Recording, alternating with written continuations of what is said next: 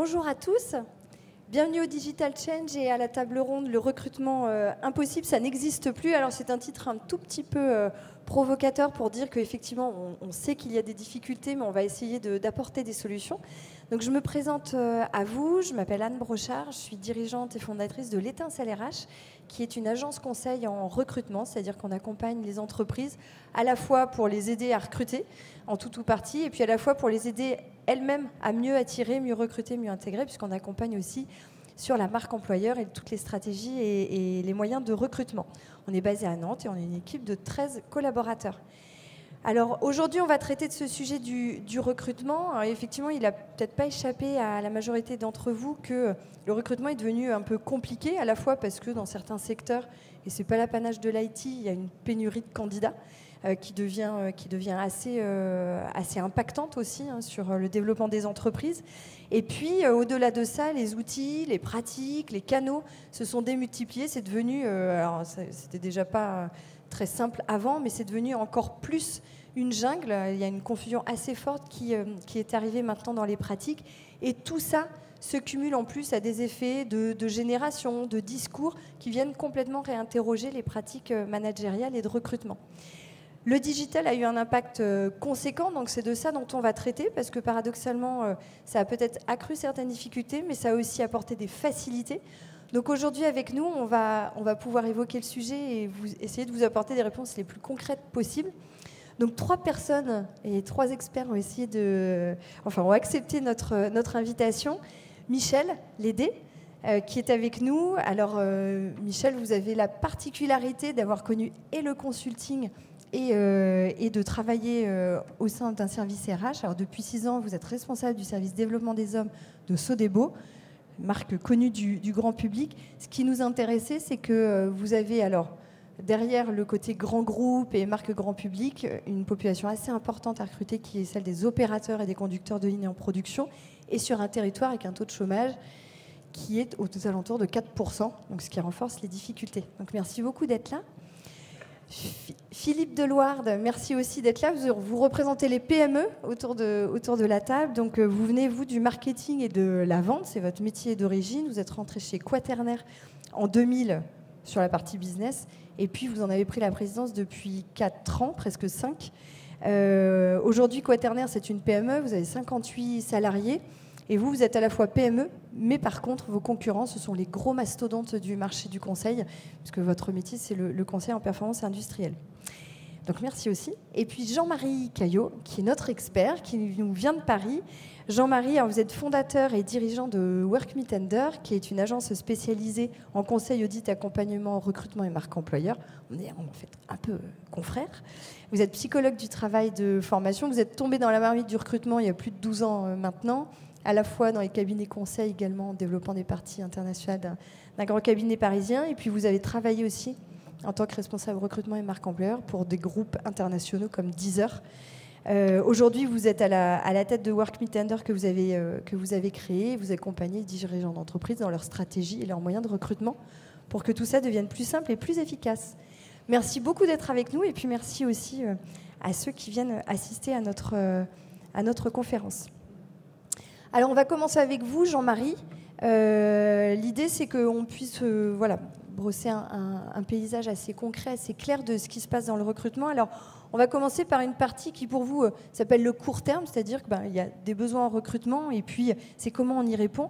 Et tout ça a été très impacté par le digital. Donc, on vous écoute. Merci, Anne. Bonjour à toutes et à tous. Alors, le digital, ça a profondément impacté le recrutement. Quand je dis profondément, donc ça fait 12 ans que je fais du recrutement et à peu près depuis 5 ans, tous les 6 mois, je vois mon job et le job de mes équipes changer. Parfois évoluer, parfois changer drastiquement. Alors, pour voir d'où on vient, il faut se dire qu'avant les années 2000, il n'y avait pas de réseaux sociaux, il n'y avait même pas de CVTech. Quand on voulait recruter, on postait une annonce dans les journaux, on recevait des courriers, des candidatures par courrier, et puis l'approche directe, le fait d'aller chercher des gens, c'était un peu la panacée des cabinets de chasse de tête qui devaient contacter les gens. Alors, À l'époque, ils travaillaient même en horaire décalé de 13h à 22h pour pouvoir joindre les gens une fois qu'ils rentraient chez eux sur leur ligne fixe. Donc tout ça, c'était avant le digital. En 2000, on a eu les premières CVTech, type Monster, puis Cadre Emploi après. Et l'idée, c'était on est arrivé sur un nouveau type de candidat, c'était le candidat en veille. C'était plus je suis en recherche ou je ne suis pas en recherche, on vient me chercher. C'est je mets mon CV là, je coche 2-3 critères et puis je vais dire peut-être que si ce que vous me proposez m'intéresse, on peut créer une belle rencontre. En parallèle, il y a eu les téléphones mobiles qui sont arrivés et donc on a pu commencer à joindre les gens plus facilement. Par contre, il a commencé à arriver quelque chose de particulier, c'est qu'un même candidat pouvait se faire contacter par plein d'entreprises différentes. Ce qui était différent parce que la concurrence avant de plusieurs candidats pour un même poste, on commençait à avoir une concurrence de plusieurs entreprises pour un même candidat. Et puis ensuite, il y a eu l'arrivée des réseaux sociaux, Viadeo et maintenant LinkedIn qui a une position assez monopolistique sur le marché, où on est arrivé sur une logique de se dire je contacte des gens qui n'ont rien exprimé en termes de recherche d'emploi, ils ne me connaissent peut-être pas, et c'est à moi de devoir aller les convaincre et aller les chercher. Donc en fait, le digital, ça a fait deux choses. La première, c'est que ça m'a permis, alors quand je dis moi, c'est en tant que recruteur, ça a permis à tout le monde en fait de contacter les candidats beaucoup plus facilement. Parce que là, concrètement, j'ai plus besoin d'avoir un cabinet de chasse de tête qui va redescendre des organigrammes. Alors, il y a des cabinets de chasse qui font très bien le travail encore, si on n'a pas le temps de le faire nous-mêmes. Hein, mais le fait de devoir faire des scénarios à l'ancienne pour retrouver les noms, c'est plus important. La donnée n'a plus de valeur. On parle souvent de data en ce moment, c'est un des gros buzzwords de ces dernières années. La donnée n'a plus de valeur. Ce qui compte, c'est plus de savoir qui on va aller contacter, mais c'est comment on va aller les contacter. Comment est-ce qu'on va engager une personne qui se fait contacter régulièrement ? Pour vous donner une idée, un développeur informatique sur Paris se fait contacter en moyenne entre 20 et 50 fois rien que sur LinkedIn par semaine. Donc vous êtes recruteur, vous devez sortir du lot. Comment vous allez faire avec ces outils ? Donc le digital, en fait, ça nous a permis d'être plus acteurs du recrutement. Parce qu'aujourd'hui, concrètement, n'importe qui, même un patron d'entreprise, peut se dire moi, je vais faire du recrutement parce que je vais sur LinkedIn ou ailleurs et puis je vais aller chercher les gens.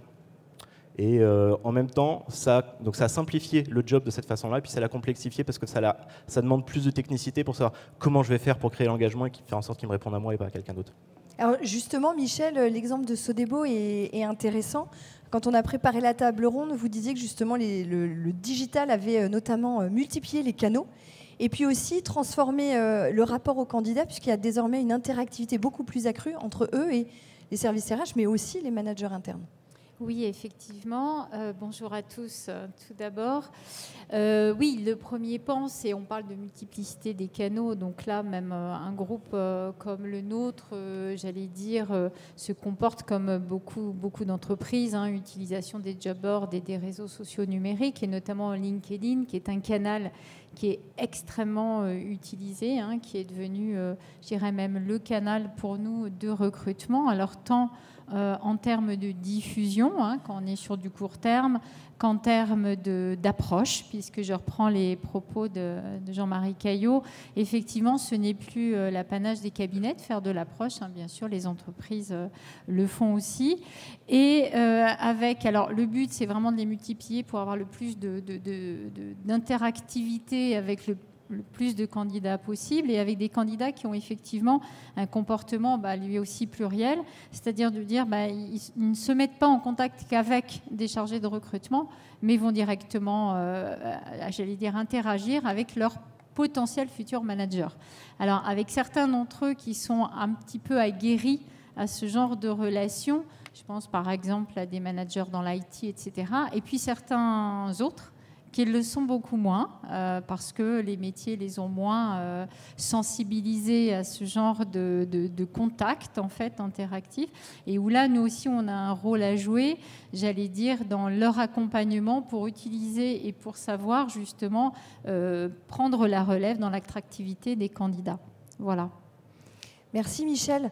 Chez Quaternaire, de la même façon, vos pratiques ont changé. Alors, il y a également cette interactivité qui est arrivée, la multiplicité des canaux.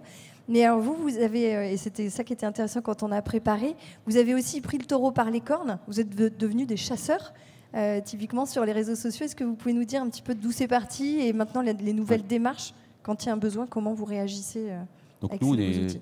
comme vous le disiez, on est une PME qui a une trentaine d'années, donc on doit se réinventer. Et notre métier premier n'est pas le recrutement. Ce que vous disiez sur l'évolution tous les semestres, nous, on le sentait, mais on ne le percevait pas de cette manière. Donc pour toutes les PME, le premier élément, c'est le digital, c'est vraiment une super opportunité. On peut se faire piquer nos collaborateurs parce que le marché est beaucoup plus ouvert, encore qu'hier. On peut les perdre. Mais tous les potentiels sont accessibles. Nous, hier, pour notre marque est peu visible, peu reconnue, au contrario de Sodebo, par exemple. Donc, on peut aller vers l'extérieur. Pour ça, par contre, il faut monter en compétences. Nous, la personne qui fait du recrutement, c'est quelqu'un qui faisait ou qui fait du recrutement depuis une dizaine d'années. Et pour monter en compétences, à un moment donné, il faut se faire accompagner. Et nous, on a fait le choix de chercher un partenaire, qui est l'État CLRH, qui nous a aidés pour trouver les ressources. Alors moi qui viens du marketing et du commerce, c'est toujours simple. On n'a aucun problème, on trouve.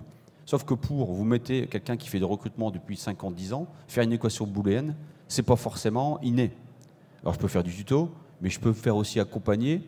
Et le dirigeant que nous sommes, il faut aussi qu'on accepte que c'est un vrai métier, une vraie montée en compétences. Donc nous, on a eu, premier élément, c'est on a pris conscience que c'était une opportunité et qu'on avait besoin de compétences à internaliser. Donc on a formé nos équipes, une ou deux personnes, sur les équations booléennes. Puis le deuxième élément, j'y reviendrai, qui est pour moi le fond du sujet chez nous, et qui est le fond du sujet chez un certain nombre de nos clients, c'est changeons de point de vue et mettons de l'ambition.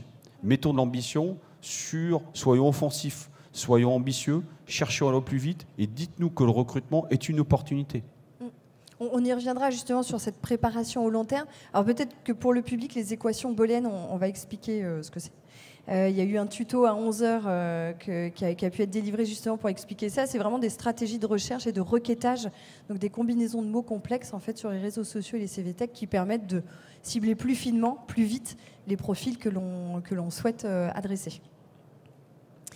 Alors ça c'est le court terme, effectivement on le voit bien, les pratiques, on n'est plus au 36-17 cadre emploi, ça a existé, hein, le 36-17 cadre emploi, et c'était les candidats qui payaient d'ailleurs à l'époque, c'était à la fin des années 90, ouais, ça ne me rajeunit pas de dire ça, mais je l'ai connu.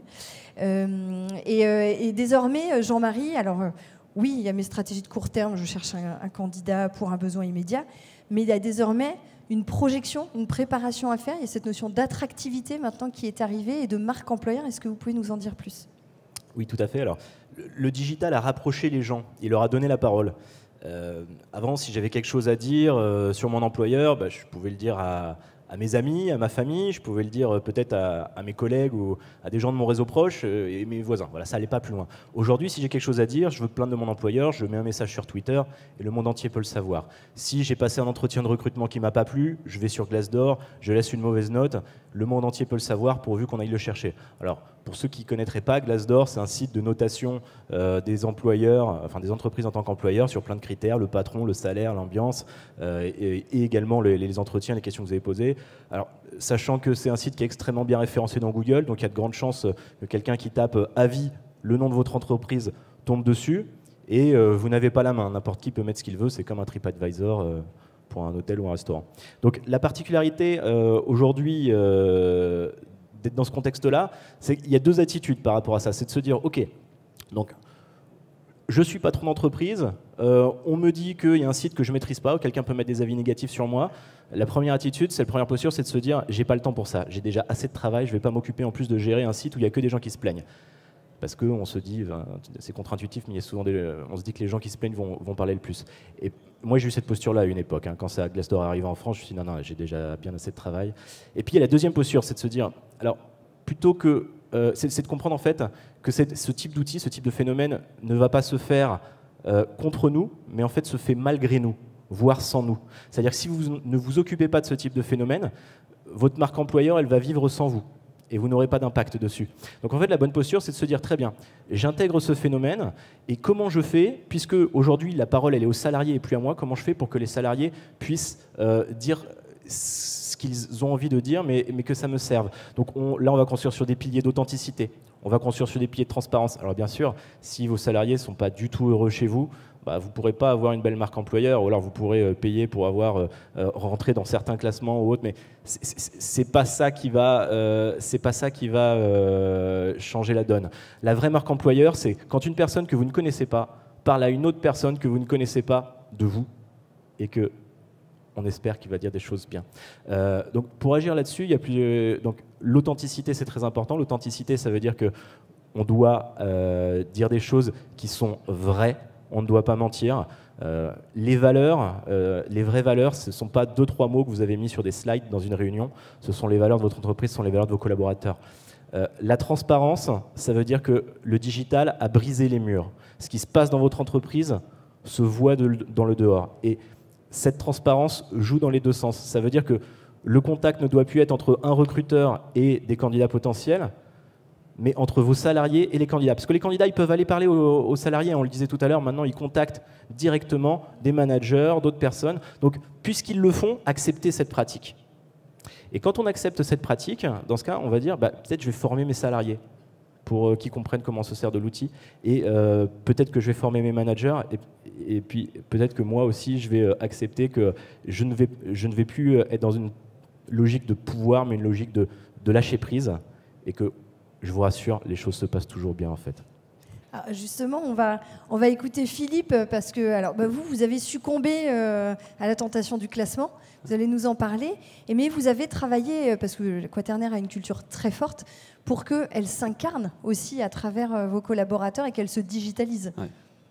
Donc nous, il y a quelques années, quand on cherchait à faire du recrutement, on faisait ce que font pas mal de patrons de PME. C'était le vendredi soir tard ou le samedi matin, on prenait la pile de CV. Et puis on piochait dans les CV, on appelait le week-end pour voir des candidats. Ensuite, quand on s'est développé, on a recruté une chargée de recrutement. Et au fond, la problématique du recrutement est devenue moins forte pour nous. Et quand on en a réfléchi il y a 18 mois face aux difficultés, on s'est dit on a quand même des ambassadeurs. Nos premiers ambassadeurs de la marque, ce sont nos salariés. Donc on est revenu à des fondamentaux qui sont dit, à l'époque, on avait 52 ambassadeurs. Et ces ambassadeurs, que sont les salariés et une cinquantaine de partenaires extérieurs, les ambassadeurs internes, on les a formés. Et on les a formés, on revient aux réseaux sociaux, on les a formés comment je crée une page LinkedIn, comment je mets un message, quel intérêt j'ai pour moi, pour peut-être trouver du job, ça va peut-être desservir l'entreprise parce que grâce à cela, je vais peut-être pouvoir trouver du job, mais en se disant c'est positif et je vais utiliser, entre guillemets, ces ambassadeurs. On est revenu aux enjeux de l'entreprise et aux enjeux pour eux. Pourquoi être visible vis-à-vis de leurs clients? Quand on est chez Sodebo, une des premières choses que vous faites probablement, vous allez sur le profil des consultants qui travaillent chez vous, et puis peut-être pour trouver du job demain, et retrouver des amis et informés. Donc on a formé les salariés en leur demandant de devenir, s'ils le souhaitaient, il n'y a aucune obligation des ambassadeurs. On les a formés aussi à Glace d'Or. Il y a une première réflexion qui est de dire, mais je mets quoi, chef? Mais tu mets ce que tu veux.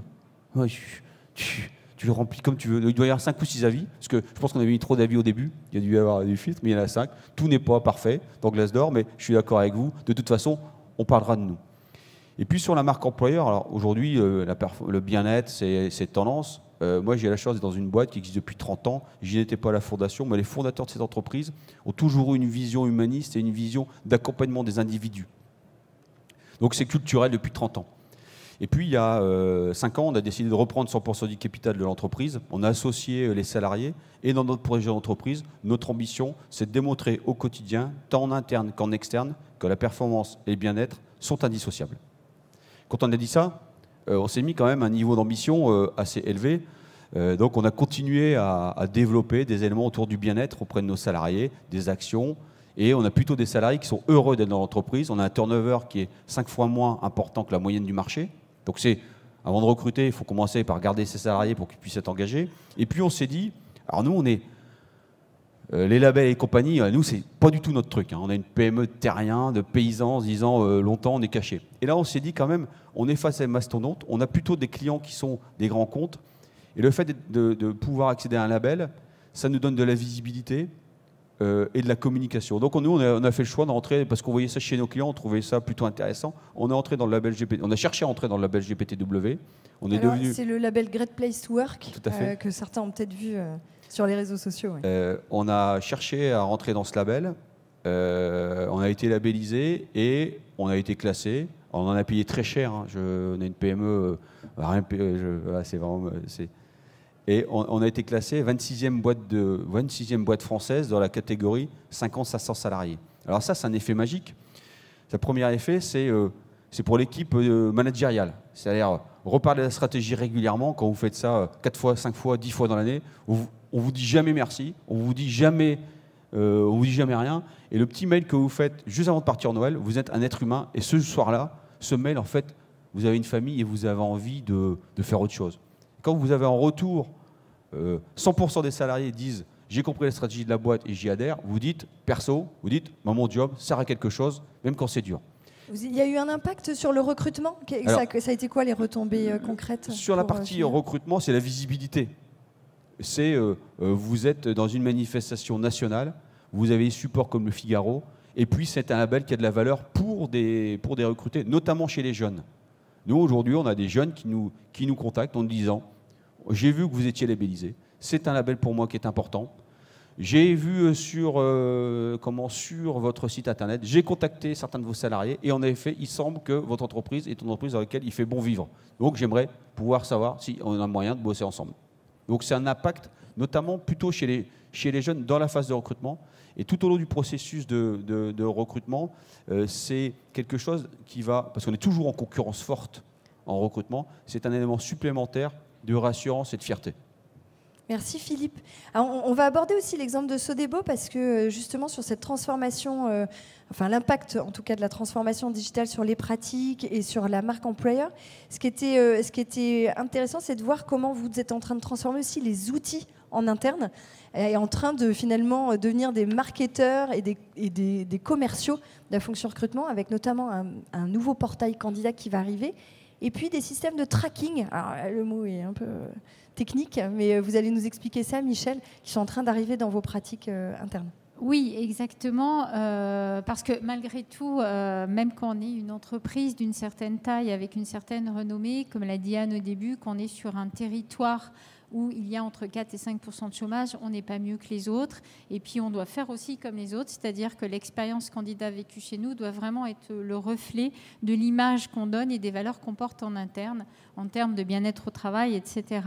Donc, au-delà de ça, justement, pour certains types de populations, on s'est dit, mais finalement, le marketing, comme dans toutes les boîtes, alors je crois que vous venez de ce monde-là, Philippe, donc vous sauriez encore mieux en parler que moi, va chercher, alors pour nous, va chercher les conso, connaît les habitudes de consommation nous, de notre public, des consommateurs, et on s'est dit, mais nous, nos clients à nous, les RH, qui ce sont pas uniquement nos clients internes, les managers, mais ce sont vous, des candidats, et comment faire pour les traquer, entre guillemets, sans terme péjoratif derrière ça, c'est de se dire, eh bien, sur des jobs qu'on a en permanence, comme des jobs de maintenance ou des jobs de commerciaux, de chefs de secteur notamment, qu'on recrute en fait en permanence, on s'est dit, on va les sélectionner selon un certain nombre de critères, territoire, âge, etc., les habitudes web de nos potentiels clients, candidats, justement, quel site consultent-ils, que ce soit des sites marchands ou autres, et en fait, on va leur faire du push sur les habituelles pages qu'ils consomment, comme vous, par exemple, mesdames, quand vous regardez une fois une robe sur Internet, une deuxième fois, après, vous pouvez aller consulter ce que vous voulez, la robe, elle revient en permanence. Et puis, il arrive un moment où vous dites, je l'achète. Bon, alors, oui. J'aurais pu prendre un exemple masculin, c'est exactement la même chose, c'est peut-être même pire. Et de se dire, le candidat qui va être chef de secteur à tel endroit, dans telle entreprise, à un moment, on va se dire, mais il va le voir une fois, 2 fois, et puis ça va être le bon moment, il va le voir et il va revenir vers nous. Et ça, on n'est pas sur du court terme, on n'est pas sur un job qui arrive à un moment où on utilise plutôt, nous, beaucoup LinkedIn, mais c'est de se dire, on va travailler aussi notre attractivité comme ça, en fait, en permanence. Là, on est vraiment sur des stratégies marketing et web marketing. Et de la même façon, finalement, le portail candidat, on est plutôt sur une stratégie, un outillage commercial. Exactement. Que vous êtes en train aussi d'implémenter. Oui, alors qu'on veut essayer d'implémenter, justement, en se disant, je reviens toujours, notre client, c'est vous, c'est le candidat, et c'est de se dire, on doit le considérer comme quelqu'un, comme un VIP, et finalement lui donner de l'info sur notre entreprise, pusher aussi de l'info pour le suivre tout au long de sa carrière, ou en tout cas toute une partie de sa carrière, s'intéresser à lui pour se dire qu'il y aura toujours un bon moment, au bon endroit, le bon poste. Mais ce n'est pas au moment où on va avoir un besoin. Ça peut être jusqu'à 2 ans, 2 ans et demi après sur certaines fonctions. Et c'est de se dire, il s'intéresse à nous, mais pour qu'il s'intéresse à nous, il faut qu'on s'intéresse aussi à lui. Et en fait, ça, c'est vraiment aussi du marketing, finalement. Les RH, ça... Donc finalement, la transformation digitale, ça n'est pas que dans les modalités de communication, c'est aussi dans l'outillage, dans la pratique même du recruteur, dans sa façon de travailler, d'avancer sur ses missions. Jean-Marie, quand on a préparé, vous avez dit, mais finalement, oui, le digital a impacté les outils, la méthodologie, mais quelque part, c'est toute une culture aussi du numérique qui est en train d'arriver dans nos pratiques. Est-ce que rapidement, vous pouvez nous évoquer ce point-là? Et puis, je pense que Michel aura un petit retour d'expérience intéressant. Oui, tout à fait. Alors, en fait, il faut savoir que parmi les recruteurs, il n'y a pas de gens bêtes, il n'y a que des gens qui ont envie de bien faire. Et souvent, les recruteurs vont se retrouver à une situation, un marché qui évolue, qui se tend, et là, ils vont chercher des solutions. Alors, les recruteurs qui travaillent essentiellement sur les profils dits techniques dans le développement logiciel ou autre sont un peu un laboratoire parce que la pénurie de profils fait que généralement, ils sont confrontés en premier lieu à devoir trouver des solutions qu'on va retrouver sur d'autres marchés après. Mais il y a des pénuries sur tous les marchés aujourd'hui. Mais c'est vrai qu'ils sont un peu en front. Et quand ils se sont posés la question de dire « Ok, ça ne marche pas, comment est-ce qu'on peut faire mieux ?» Leur proximité avec les profils digitaux ou numériques, pour reprendre ce terme, fait qu'ils ont été s'inspirer directement de ces pratiques-là. Notamment en termes d'organisation, on a été chercher dans les méthodes agiles. Alors l'agilité, c'est un mot qui a été très usité ces dernières années. Qu'est-ce qu'il y a derrière? Les méthodes agiles, l'idée, c'est comment je peux m'organiser pour travailler mieux en équipe, être plus efficace, être plus réactif, et prendre plus de plaisir dans mon travail. Si on devait le définir, ça serait, de manière simple, ça serait ça. Donc, toutes les équipes recrutement avec lesquelles j'ai travaillé ces 4 dernières années ont été formées aux méthodes agiles au même titre que des développeurs informatiques auraient pu l'être. Qu'est-ce que ça apporte concrètement dans un service recrutement ou même à l'échelle d'une entreprise, parce que ce n'est pas lié que au recrutement. Ça permet de travailler avec une plus grande proximité avec les managers pour lesquels on recrute, parce qu'on va avoir une communication beaucoup plus proche. Ça permet également de réduire le temps d'embauche, le temps entre le moment où vous avez dit « j'ouvre un poste » et le moment où vous signez un contrat de travail avec un candidat. Et puis surtout, ça permet de délivrer une expérience candidat qui est beaucoup plus agréable parce qu'elle est basée sur beaucoup de feedback et d'échanges. Donc il y a cette partie sur les organisations et également sur les méthodes. Alors l'idée, c'est de se dire, est-ce qu'on ne peut pas s'inspirer d'autres pratiques? Alors dans les méthodes, Michel, vous avez cité des sujets qui étaient extrêmement intéressants, et c'est notamment d'aller chercher sur... Qu'est-ce que mes collègues du marketing font? Ah bah tiens, mes collègues du marketing, ils font déjà du marketing automation. Ah bah donc ça veut dire que je paye déjà des licences pour l'outil. Ça veut dire que j'ai déjà des gens qui ont le savoir chez moi. Ah bah peut-être que mes recruteurs, si on les accompagne, peut-être qu'ils pourraient travailler de cette manière-là. Et ça va être donc une culture, un mindset qui va être différent, de se dire mes compétences de recruteur ne représentent aujourd'hui que 20%. Et quand je dis 20%, je ne sais pas une caricature, j'ai fait le calcul et après beaucoup d'échanges avec plein de confrères, les compétences d'un recruteur, le cœur de compétences en recrutement, ça représente que 20% des compétences dont on a besoin pour recruter quelqu'un. 80% des compétences aujourd'hui, en 2019, il faut aller les chercher ailleurs. Donc dans le marketing, dans la psychologie, dans l'expérience utilisateur qui se transforme en expérience candidat, c'est la logique de portail aussi, hein, et ainsi de suite. Et donc c'est comme ça aujourd'hui qu'on peut construire un recrutement qui est efficace, réactif, et j'insiste, dans lequel on prend du plaisir. Parce que le recrutement, c'est aussi un métier de frustration. Pour dire oui à une personne, vous dites non à peu près 100 personnes. Et à l'inverse, il y en a autant qui vous disent non quand vous les contactez. Donc c'est facile d'être frustré, c'est important de prendre du plaisir dans le métier et de le faire de manière intelligente. Alors justement, chez Sodebo, Michel, les méthodes agiles, c'est un mot qui est connu, qui effectivement n'est pas resté... périmétré au niveau du service informatique. Comment c'est venu impacter les méthodos en interne? Alors, je n'aurais jamais su aussi bien le définir que vous, Jean-Marie, parce que moi, je ne sais pas bien le définir. C'est un mot qui est quand même très, effectivement, usité et parfois un peu trop.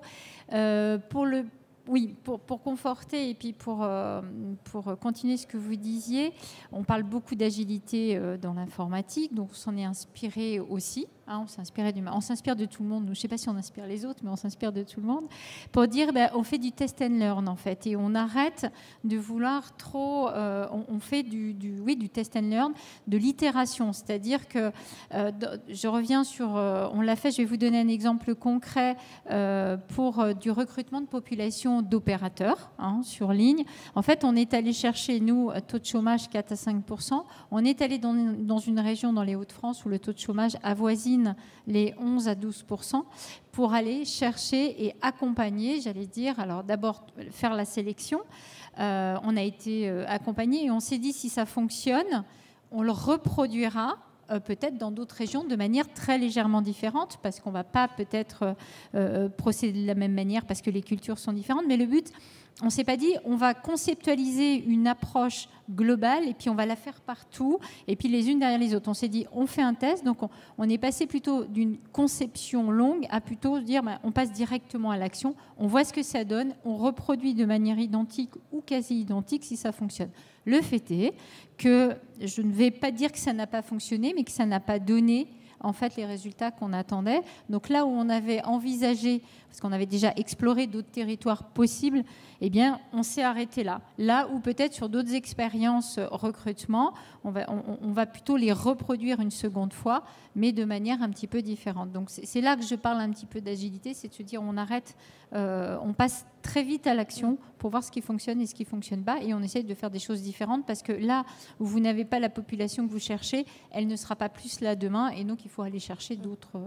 Et l'idée, c'est d'essayer de ne pas se prendre la tête à monter des systèmes trop complexes, ou même à injecter des budgets qui soient déjà conséquents. Exactement. Au contraire, à avoir une première initiative. Et ça, c'est une bonne remarque, Anne, parce que là, le budget, j'allais dire, ça a été du budget homme et de la mise en relation avec des instances, on va dire, alors là, des instances sur place dans les Hauts-de-France, mais globalement, ça a été, j'ai eu 2 chargés de recrutement qui se sont déplacés pendant 4 jours en relation avec Pôle emploi, enfin voilà, et il n'y a pas eu de budget démentiel à mettre dessus. Là où si on avait passé beaucoup de temps à imaginer beaucoup de solutions, on aurait pu investir plus de temps homme, plus de budget pour un résultat finalement qui ne nous aurait pas satisfait.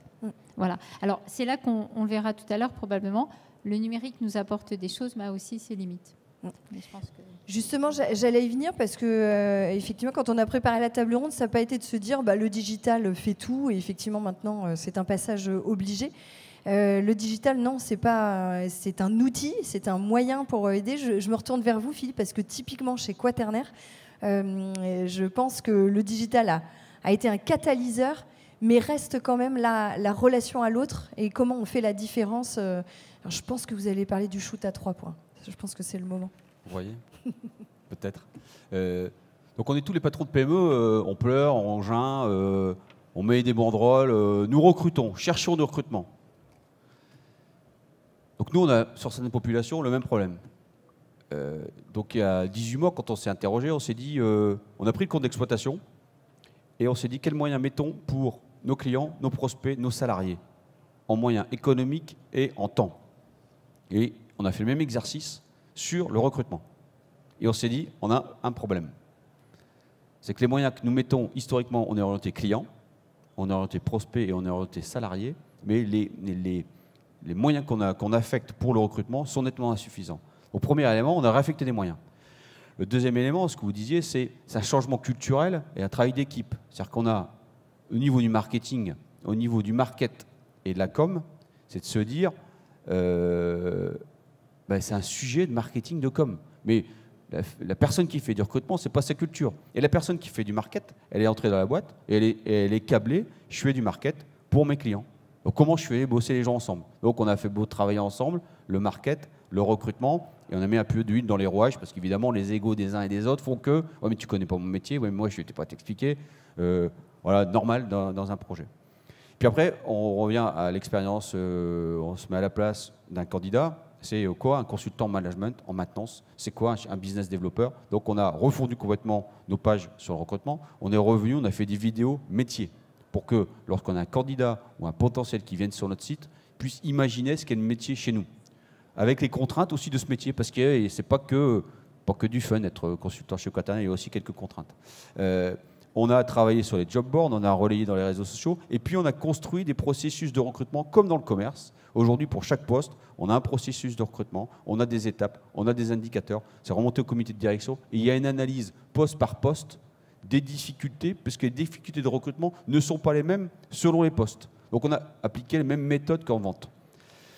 Et puis ensuite, on a remis de l'ambition, parce que c'est comme quand on préparait, je disais à Anne, moi j'ai les enfants qui jouent au basket, et j'ai appris un ou deux trucs dans le basket, et dans le business et dans le recrutement, c'est la même chose. C'est shoot à 3 points. Le shoot à 3 points, chacun d'entre nous dans cette salle, on prend un ballon, on se met la ligne derrière Saint-Georges de Montaigu. Quand on va jouer à Saint-Georges de Montaigu, et qu'on gagne à Saint-Georges de Montaigu d'ailleurs, par pas mal de shoot à 3 points, on prend un ballon dans cette salle, derrière une ligne, chacun d'entre nous, on a la capacité de mettre un shoot à 3 points. Et pourtant, ce n'est pas notre métier, nous ne le faisons jamais. Sauf que, il faut essayer. Et oui, parce qu'on nous explique tous les jours, tu comprends, moi le recrutement c'est difficile. Donc on va décaler du recrutement. Est-ce que les commerciaux disent la même chose? Non. Les commerciaux, il y a toujours moins de clients que de produits à vendre ou de services. C'est 100% des gagnants ont tenté leur chance, en fait. Ouais. Donc, on a aussi, et c'est notre job en tant que dirigeant, de réaffecter des moyens, parce qu'il faut aussi des moyens à un moment donné, mais c'est un changement culturel. Le recrutement, c'est difficile. Bienvenue au club. Bienvenue au club du business. Parce que si demain le recrutement n'est pas difficile, pourquoi aurais-je donc des fonctions recrutement? Allez, c'est difficile. Le commerce, c'est facile. La production, c'est facile. Avoir un client Sodebo satisfait, c'est facile. Non, ils sont super exigeants. Et c'est bien. Donc le recrutement, n'est pas facile. Donc essayons, tentons et arrêtons, les patrons et les chargés de recrutement, de se dire « Ah ouais, mais les jeunes ne veulent plus travailler. Ouais, mais avant, c'était mieux. » Ok, avant, c'était mieux. On peut aussi couper la lumière, couper le son, dire « Le digital, j'y vais pas. » Et avant, c'était mieux. Retourner dans les grottes. Moi, je n'ai pas décidé ça. Le recrutement, c'est difficile. Il faut se remettre en cause. Il faut retravailler en équipe et essayer. Test and learn et le shoot à 3 points. S'il y a un truc en ressortant dans vos entreprises, tentez le shoot à 3 points quand vous allez dans une salle de basket ou à n'importe quel moment. Merci Philippe. Merci pour l'énergie chaque fois. Anne, vous auriez dû installer un panier au fond pour qu'à la fin, on puisse tenter le shoot à 3 points. C'est vraiment dommage. Alors, et effectivement, comme le dit Philippe, et puis on le comprend autour de la table ronde, le digital est rien sans ceux qui vont s'en emparer, l'employer et mettre des stratégies. Alors Jean-Marie, on va finir avec vous rapidement, et puis s'il y a quelques questions dans la salle, on prendra quelques minutes. Mais alors, ok, il y a plein de transformations, il y a plein d'idées qui sont sorties. Je suis patron d'une TPE, d'une PME. Je commence par quoi et ça coûte combien de commencer à faire évoluer les pratiques ? Alors déjà, il faut se dire que quand on a une PME, on a une chance, c'est que tout ce qu'on veut implémenter en termes de recrutement va être beaucoup plus facile à implémenter pour plein de raisons et qu'on va pouvoir se permettre de tester encore plus facilement, même s'il y a des grands groupes qui peuvent le faire aussi. La différence, en fait, c'est exactement ce que vient de dire Philippe, c'est une question d'attitude et de mindset. Et un patron comme Philippe, c'est admirable parce qu'il a compris en fait que le recrutement, c'était pas différent des autres métiers business et que tous les métiers business, ils ont besoin d'être outillés. Un commercial, il a des techniques de vente, un recruteur, il a des techniques de recrutement. Ça, c'est le premier point. Le deuxième, c'est que le digital, effectivement, on l'a vu, ça simplifie des choses, mais ça complexifie. Avant, le recrutement, c'était uniquement une affaire de relationnel. Aujourd'hui, la concurrence fait que c'est aussi une affaire de technique pour être capable d'être vu, d'être entendu, de faire en sorte qu'on ait envie de nous répondre, de faire en sorte qu'on nous réponde. Et sur chaque étape, comme ça, je peux vous dire qu'il y a même des taux de transformation pour pas mal de recruteurs qui travaillent sur ces sujets-là. L'outil, c'est pas une solution. L'outil, c'est une fausse réponse. Alors attention, il y a plein d'outils qui sont bien, mais les outils, ça change. Tous les ans, on change d'outil dans le recrutement. Par contre, la méthode, l'attitude, le mindset, ça change pas. Et ce sont des choses sur lesquelles les recruteurs doivent se former. Il y a deux choses qui comptent si on veut réussir dans le recrutement, c'est avoir des savoir-faire et avoir du temps, de la ressource. Donc, prenez du temps, vous, faites former vos recruteurs sur les méthodes ou alors formez-les à se former eux-mêmes, parce que c'est aussi un sujet, quand on est recruteur, il faut apprendre à évoluer. En termes de coût, le coût d'améliorer son recrutement, il n'est pas énorme, parce qu'effectivement, il y a déjà plein de compétences en interne, comme on disait tout à l'heure, qui sont là, qui sont accessibles et que vous pouvez peut-être transposer. Et puis, essayez, on n'a pas tout fait. même s'il y a beaucoup de bonnes pratiques dans le recrutement, il y a peut-être des choses dans votre entreprise qui vont émerger que personne n'a fait ou que des gens ont fait mais on ne sait pas. Alors, essayez des choses qui pourraient venir. Faites l'éponge, inspirez-vous de ce qui fonctionne ailleurs. Un candidat, c'est comme un client. On peut développer les mêmes méthodes pour aller l'approcher. Donc, on peut utiliser des ressources qu'on a déjà. Voilà. Après, si je devais finir sur une conclusion simple, c'est de se dire il y a beaucoup de PME avec qui je travaille qui s'en sortent très bien. Donc, je ne veux pas que ça paraisse dramatisant quand on dit le recrutement, c'est difficile. Le recrutement, ça se passe. Ça demande juste plus d'efforts, effectivement. Mais ce sont des efforts qui, si on le fait intelligemment, ne sont pas douloureux. Voilà. Et in fine, staffer ses équipes, c'est possible, et sans faire de concessions sur la qualité. Voilà. Donc le recrutement n'est pas impossible. Merci Jean-Marie, merci à tous les trois. On va peut-être se retourner vers la salle. Est-ce que certains ont peut-être des questions? On va essayer d'en prendre 2 ou 3 en fonction de vos interpellations. N'hésitez pas, c'est le moment aussi peut-être de répondre à des problématiques concrètes que vous auriez aujourd'hui. Je crois que le micro est là-bas. Alors je ne vois pas trop avec la lumière. Est-ce que certains ont des questions? N'hésitez pas à interpeller directement aussi nos intervenants.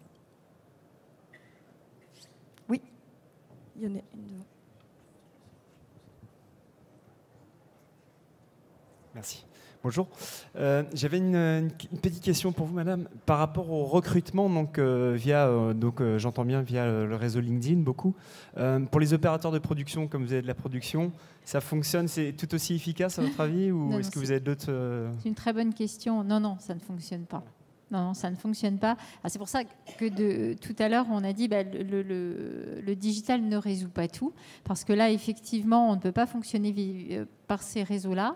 Donc, par contre, on agit notamment via d'autres types de réseaux qui ne sont pas des réseaux professionnels, mais des réseaux personnels, type Facebook, pour ne pas le citer.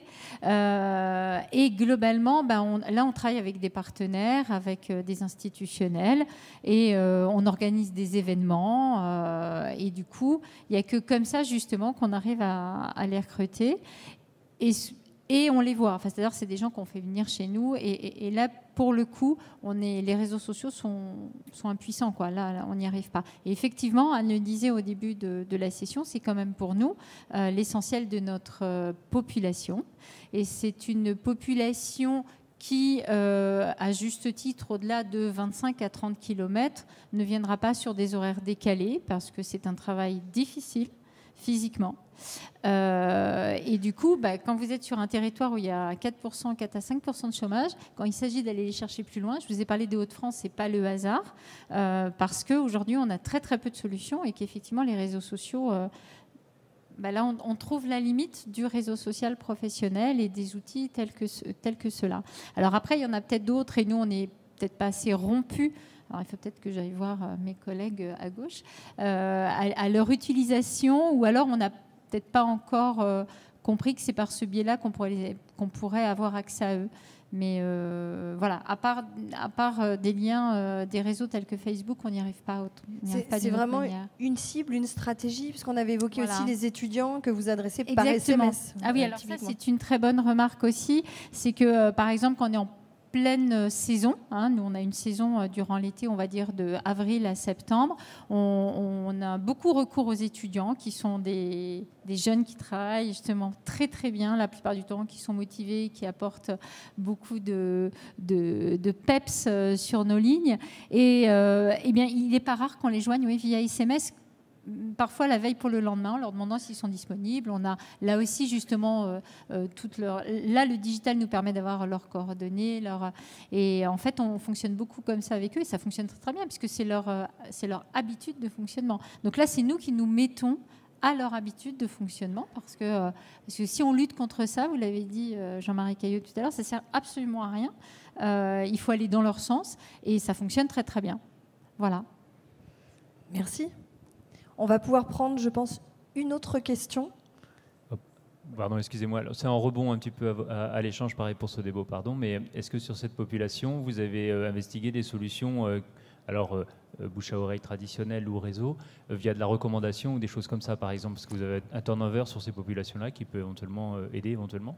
Alors, juste pour répondre à la deuxième partie, on n'a pas forcément beaucoup de turnover, mais on a un accroissement du besoin qui est énorme en fait sur la période que je vous ai donnée. Donc votre question c'était, excusez-moi, le début. C'est moi qui. Oui, alors sur à ce moment-là de la cooptation, ce qu'on appelle plus usuellement de la cooptation.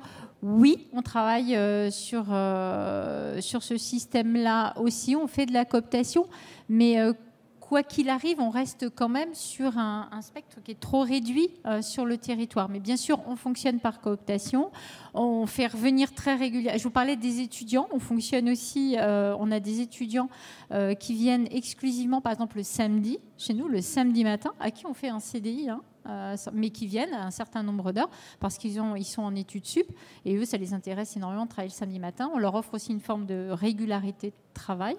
Donc on fonctionne par ce biais-là. La radio, donc là je ne suis pas sur le digital, je suis désolée, mais la radio, les radios locales fonctionnent assez bien. La diffusion sur des supports locaux aussi fonctionne assez bien. C'est Philippe qui a parlé de la banderole, nous recrutons, mais bon là ça fonctionne plus assez. Voilà, on fonctionne. Est-ce que j'ai répondu à votre question, monsieur? Ouais. Merci. On prend une dernière question. Je pense que j'avais cru voir. Voilà, madame. Bonjour, vous êtes des entreprises qui recrutent. Que faites-vous pour éviter la frustration du candidat qui, dès lors qu'il postule de manière spontanée ou qu'il répond à une petite annonce, enfin plutôt à une annonce, il se retrouve face au néant et dans l'attente? Alors, la question est très, très importante, c'est la question de l'expérience candidat. En fait, le début de la marque employeur, c'est une réponse pour tous les candidats. C'est si aujourd'hui, vous n'êtes pas capable de faire une réponse à tous vos candidats, y compris une réponse négative, même avec un modèle de mail, parce que vous ne pouvez pas consulter toutes les candidatures si vous en avez des milliers, c'est qu'il faut changer quelque chose dans l'organisation. Parce qu'un candidat à qui vous ne répondez pas, c'est quelqu'un de frustré, et c'est quelqu'un qui, s'il doit dire quelque chose de vous, il dira pas du bien de vous en tant qu'employeur, alors que même s'il ne vous intéressait pas, c'est pas grave, l'important c'est qu'il soit content de l'expérience qu'il a eue. Donc en fait, moi je l'ai vécu. À une époque, quand j'étais en cabinet de recrutement, j'envoyais pas de réponse à tout le monde et je disais bah non, j'ai pas le temps. Et puis c'était une fausse excuse parce que j'ai changé d'organisation et puis j'ai trouvé le temps. Et d'un seul coup, je me suis senti mieux dans mes bottes. Quand j'étais responsable recrutement d'un grand groupe, on recevait des milliers de candidatures par semaine, on ne pouvait pas toutes les suivre. Et j'avais un outil, un outil de gestion type ATS, qui ne permettait pas de répondre à toutes les candidatures. Donc, qu'est-ce qu'on a fait? On a changé d'outil, simplement pour pouvoir le faire, parce que c'était la base, parce qu'on ne peut pas prétendre faire une marque employeur, malheureusement, si on ne peut pas répondre à tout le monde. Et c'est beaucoup plus important qu'on ne le pense. Quand on disait aujourd'hui tout le monde a la parole, si demain vous devez garder une bonne expérience candidat et même une expérience client pour les entreprises qui sont B2C, c'est important de le faire. Voilà. Non. Je voulais juste rajouter, c'est une bonne question, madame, parce qu'on s'est posé la question il n'y a pas longtemps. Beaucoup d'outils, mais Jean-Marie va le confirmer, en fait, font des réponses automatiques. Vous le savez, si vous n'êtes pas prévenu dans les 15 jours, enfin, voilà. Je pense qu'on a tous les mêmes. Je pense que les cabinets sont meilleurs que nous là-dessus, parce qu'on a de la masse parfois à gérer. Et en fait, vous voyez, même dans une entreprise comme la nôtre, j'en discutais avec une de nos dirigeantes, mais vraiment, sincèrement, la semaine dernière, qui me disait mais Michel, je ne veux pas qu'on donne ces réponses-là. C'est pas une réponse, ça. Et vous mettez devant une vraie injonction paradoxale en disant il faut répondre à tout le monde et ça va être difficile pour nous. Il va falloir que je trouve une solution pour dire peut-être pas faire de la réponse, j'allais dire, ultra personnalisée, mais aujourd'hui aussi, alors Jean-Marie et puis Philippe, j'aimerais bien avoir votre avis. On peut plus répondre si vous n'avez pas de réponse par défaut, etc. Parce que parce que là, la limite, répondre ça ou pas répondre, j'ose le L'absence dire, de c'est réponse, la même chose. C'est exactement. Alors là, c'est une réponse, Ouais, finalement, c'est un mail, mais c'est un mail envoyé en automatique, on le sait tous. Et c'est comment on va pouvoir changer ça. Eh bien, je réponds à une question, pas à votre question, mais c'est un souhait qu'on a, et c'est vraiment très récent de se dire on ne peut pas rester là-dessus.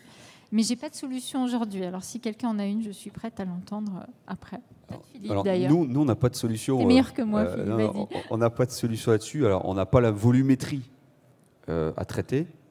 Et moi, je suis toujours... de temps en temps, j'ai des retours par la bande, de retours non suffisamment qualitatifs à mes yeux. Donc, de temps en temps, il y a de la tension dans l'équipe. Il y a aussi un autre élément sur lequel je voulais revenir, c'est il y a l'amont, c'est-à-dire quand on a beaucoup de flux, et ensuite on voit des candidats. Moi, je vois plutôt des candidats aujourd'hui sur un certain nombre de fonctions, plutôt dans la fin du processus. C'est hyper important. Là, vous avez créé, vous créez une relation. Vous avez un échange qui va durer entre 1 heure, 2 heures, voire parfois plus longtemps. Moi, à l'issue du rendez-vous, dans l'échange, je mets toujours tout le monde à l'aise. Et c'est réel, c'est un vrai échange. Et 8 fois sur 10, en fait, au bout de 2 heures, au bout d'1 heure et demie, je me dis, OK, demain matin, cette personne-là, est-ce que je pense que cette personne va s'éclater chez nous? Lorsque je pense que ce n'est pas le cas, 8 fois sur 10, que ce soit positif quand je suis embarqué ou pas, je vais faire un débrief à chaud. Et je vais aussi demander aux candidats de faire ce débrief. On va partager, tout à l'heure on parlait de test and learn ou des méthodes agiles. C'est aussi de provoquer l'échange, que ce soit OK, on a embarqué, on veut aller plus loin, peut-être pour formaliser des éléments contractuels, ou pour dire non monsieur, madame, vous étiez 3, mais en fait ça ne va pas le faire. Il faut se le dire. Je ne vous sens pas. Ah, c'est plus facile de l'écrire. Moi j'ai pour habitude de dire j'essaie de débriefer. Que ce soit positif ou non positif avec le candidat et aussi sans juger de manière bienveillante pour engager l'échange et pour conclure là-dessus, parce qu'en effet la pire des choses qui puisse nous arriver, et ça m'est déjà arrivé d'avoir en copie par un de mes clients DRH sa fille qui postule chez nous, une manière dont on lui répond, les murs ont tremblé ce jour-là. C'est juste impossible parce qu'on ne se rend plus compte de l'impact que ça peut avoir. Depuis l'envoi du courrier, on est comme vous, pas toujours parfait, et surtout dans l'échange. On s'est formé, nous on s'est fait former dans la conduite d'entretien, parce qu'on est un certain nombre dans l'équipe dirigeante à recevoir des candidats, pour avoir déjà des principes à peu près communs, et se faire accompagner, parce que c'est un métier, et s'obliger, comme avec nos prospects et nos clients, ou le CBCC dans nos missions, de débriefer avec le candidat. Parce que l'expérience client, l'expérience collaborateur, c'est la même chose. Merci beaucoup à tous les trois. Merci aussi à vous qui êtes venus nous écouter. Alors, il y a peut-être encore plein de questions dans l'Assemblée. N'hésitez pas, le stand 5, l'étincelle RH, on peut peut-être vous aider à éclairer un petit peu certaines situations, continuer à avancer et comprendre comment aussi mettre en place des stratégies de réponse négative un peu plus personnalisées et individualisées. N'hésitez pas, voilà, stand 5, l'étincelle RH. Merci, bel événement Digital Change à tous et belle journée.